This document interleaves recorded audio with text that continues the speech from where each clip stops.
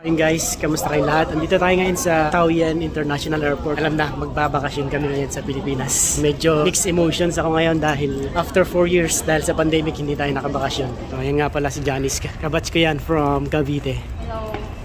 So, ito yung pinakahihintay ng isang OFW, ang makapagbakasyon at makasama ulit ang family after ng mahabang taon sa ibang bansa.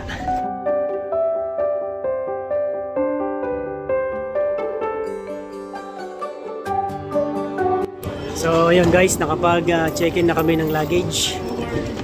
Sumobra yung aking luggage, sumobra din yung hand carry, pero hindi naman ako nag-extra payment. Excited ka na ba sa vacation? Yes. So excited na kami. At lalo na yung aking anak at aking misis. Susundo sila bukas sa airport. Kaya yun, enjoy natin ang vacation at sana maging safe yung flight namin ni Janice.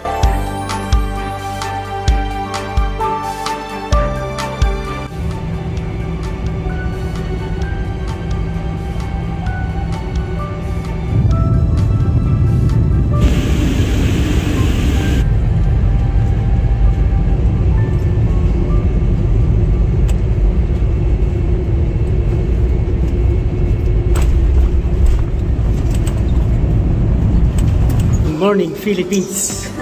So yun, umalis kami sa Taoyuan ng 3:05 at nakarating kami dito sa Naiya ng 4:50. 1 hour and 50 minutes lang yung naging travel natin. Diyan, anong feeling mo na nakabakasyon ka na ngayon dito sa Pilipinas? Siyempre, masaya. After 4 years. After 4 years. Sarap sa feeling na. Na rin. Oo. Sarap talaga sa feeling kapag lumapag na yung eroplano.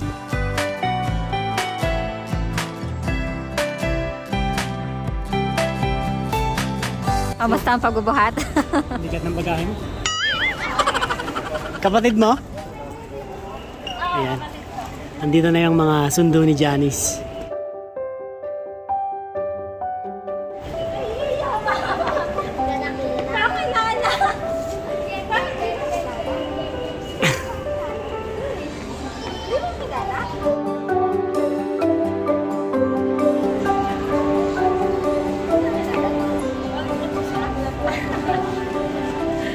Nahihiya sa iyo. Nahihiya ka na, hindi ako kilala.